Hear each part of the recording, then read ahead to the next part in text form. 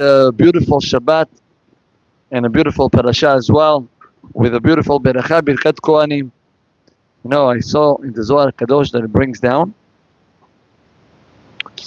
The Zohar says that the Chazan, when he does birkat kohanim, he should also have a certain type of kavanah. Not only the kohanim, the Chazan. The Chazan, when he says birkat kohanim, when he says the Yevarechecha, and then the kohanim repeat after him, he should have a certain kavanah. And not stama kavanah, he says, even he should look to different directions. And he says like this, he says, when he says Yevarechecha Hashem, he should face the kohanim, and then when he says Veishmerecha, he should look at the right side. He says, why? Because you want the right side that represents the chesed. You want the beracha of the birkat kohanim to come to the tzibur only with chesed. So that's why he says at the beginning, says the Zohar, look at the right side when you say the word veishmerecha. And then again, second paragraph, Yair Hashem panav elecha. He says, elecha v'chuneka, look at the left side. He says, now why at the left side? Left side, it's not good. It's judgment. He says, yes, we want to have kavanah that even the judgment should turn to be rachamim. And that's why he says that at the end, he says, shalom. And the word shalom, again, you look at the right side. So you see that the beracha of birkat kohanim, it's purely mercy, purely rachamim. And that's why it's very important to have the proper intention when it comes to that beracha. I know rabbis, big Talmidei Chachamim, Ashkenaz rabbis, you know, Ashkenaz rabbis, Ashkenaz tradition, custom is not to do birkat kohanim outside Eretz Yisrael. In Eretz Yisrael, they do. Outside Eretz Yisrael, there is no birkat kohanim besides on Yamim Tovim. Okay? But there are certain rabbis that come from Eretz Yisrael to collect money or to whatever reason it is that they come to the US, right? I know some of those rabbis that they go purposely to pray Shacharit only by Sephardim. Why? They don't want to miss one day without birkat kohanim. Birkat kohanim is something unique. It's something great. But Rabotai, I want to touch with you a very powerful concept that I think we should all be mitchazek on that. The end of Parashat Naso, we discussed about this. We spoke about the korbanot that the Nesi'im brought to Chanukat HaMizbeach. And the Torah repeats itself 12 times. 12 times the same exact pesukim. Korbanot, karat kesef achad, she'reshimu me'amishkala, mistat echad kesef, etc. Why 12 times? We have 12 shevatim, so each shevet brought the same type of korban. The question is why to repeat it so many times. So last week we mentioned one of the reasons is because Borei Olam wanted to teach us that doesn't matter if your level is not so high and you're just repeating after everybody else. As far as you're still doing and as far as you want to do, you will be important in the eyes of Borei Olam. You know, there was a Bachur, yeshiva boy, Hasidic yeshiva boy from Gur Yeshiva. Gur, it's a very big Hasidut in Yerushalayim, and he was in Eretz Yisrael. He was learning there. The Bachur, for a certain reason, I don't remember if it was something medical or whatever, he needed to travel to Chutz La'aretz. He said, before I go to Chutz La'aretz, I will wake up early in the morning and I'll pray at the kotel. Okay. So the boy goes to pray at the kotel. You know, the kotel, in the morning, there is not so many people. There is a nice amount, but it's not packed like in other moments of the day. The boy was there praying. Suddenly, who does he see in front of his eyes? The Admor of Gur. The Admor is the main rabbi of Gur. The Rabbi of Gur. So the Rabbi saw the boy with the clothing that represents that he's a Chassid Gur. And he comes over to him and he tells him, Bachur, young boy, what do you think that is the greatest praise that HaKadosh Baruch Hu has? What's the praise that you can praise Borei Olam the most? What's the greatest thing by Borei Olam? Now the boy was already in shock that he saw the rabbi. Saying the Rebbe, it's not a joke. Usually to go to see the Rebbe, you have to pass through a hall, to wait, in the line, to get a beracha. Suddenly he finds him and the Rebbe is talking to him. He was like in shock. So he didn't even have time to answer, and the Rebbe answered for him. The Rebbe tells him, you want to know what's the greatest praise to HaKadosh Baruch Hu? The Borei Olam doesn't joke around. Borei Olam doesn't laugh. The boy heard that, and as soon as the Rebbe said it, the Rebbe ran out. Now the boy he was completely lost right now. Yeah. I mean the whole situation, and what's the answer that the Rebbe is giving to him? The boy goes back to his yeshiva, and he goes to his Rosh Yeshiva.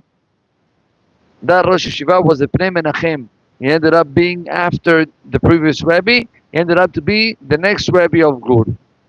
He goes to his Rosh Yeshiva and he tells him, Rabbi, I was at the Kotel, and that was a story, and the Admor told me that Borei Olam doesn't laugh.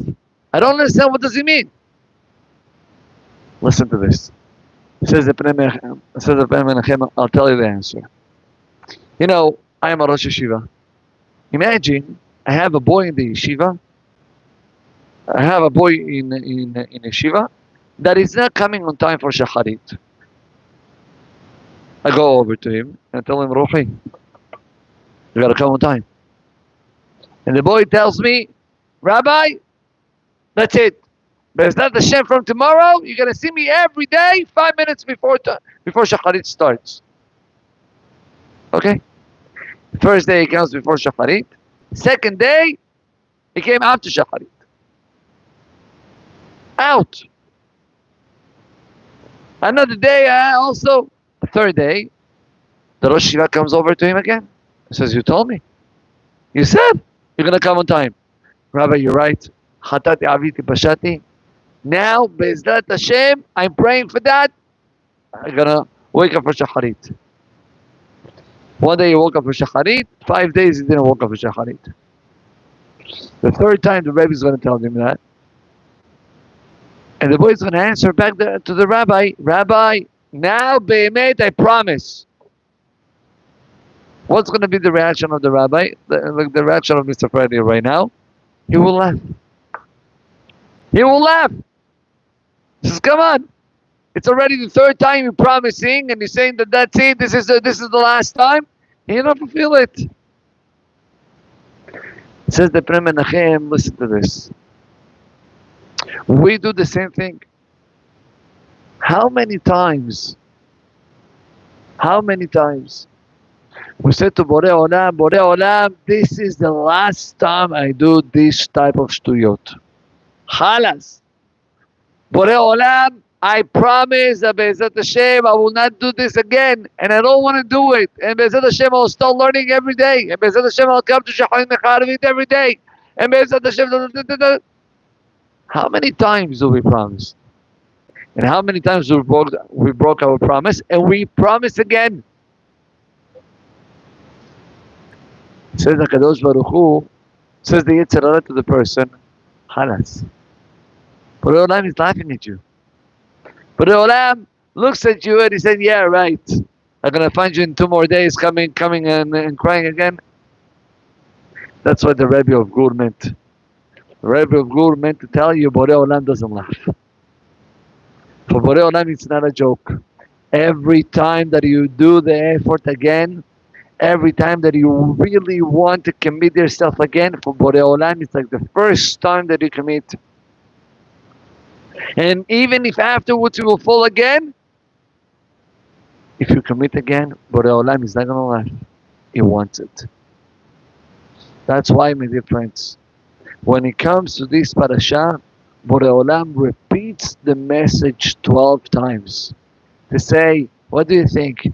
That the number 6 and the number 9 and the number 11 and 12, that they repeat the same exact korban. Do you think that I'm going to laugh? I don't laugh. For me, each one of them is important. Because at the moment that they did it belev shalem l'shem shamayim. That's our job. We're not malachim, we're not angels. Borei Olam is not expecting from us to become, no. Borei Olam wants our effort and the emet. And once we start acting with the emet, Borei Olam is going to grab it with both hands. Just going to finish. It says that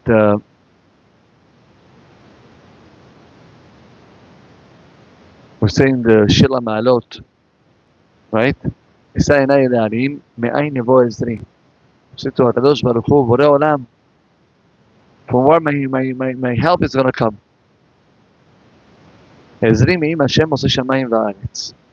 So we all understand that David HaMelech composed this chapter of Tehillim for a certain type of difficulty, right? I'm looking all around, where my help is going to come from. And then he says, but really David HaMelech composed this chapter of Tehillim for the need of the Yetzer Hara itself. What does that mean? It says like this. It says every single time that you have a challenge, the Yetzer Hara makes you a bilbul. What's bilbul? Bilbul means a mess. Before a person does an avera, there is a mess in the head of the person. It's not secured. He doesn't know where to look to. Right? I'm having the Yetzer Hara and he's trying to move me all over. I don't know what's the clarity. I don't know how to act. And then David HaMelech says, Ezri me'im Hashem oseh shamayim va'aretz. Even in moments that the Yetzer Hara is taking you down, Borei Olam is looking forward to help you. Borei Olam is not leaving you alone. Borei Olam is there. Ezri me'im Hashem oseh shamayim va'aretz. Al yiten lamot raglecha, anenu shomerecha. Borei Olam doesn't let your legs to fall. Doesn't let you to get screwed in. No. Borei Olam is looking constantly to help you. When a person has that emunah and he believes and he understands that HaKadosh Baruch Hu is there even after a sin, you will see the strength that you get to Bezat Hashem come back to the place where you were before and even to be better. Baruch Adonai Le'olam, Amen ve'amen. Rabbi Hananiah ben Akasha אומר, רצה הקדוש ברוך הוא לזכות את ישראל לפיכך. ירבה להם תורה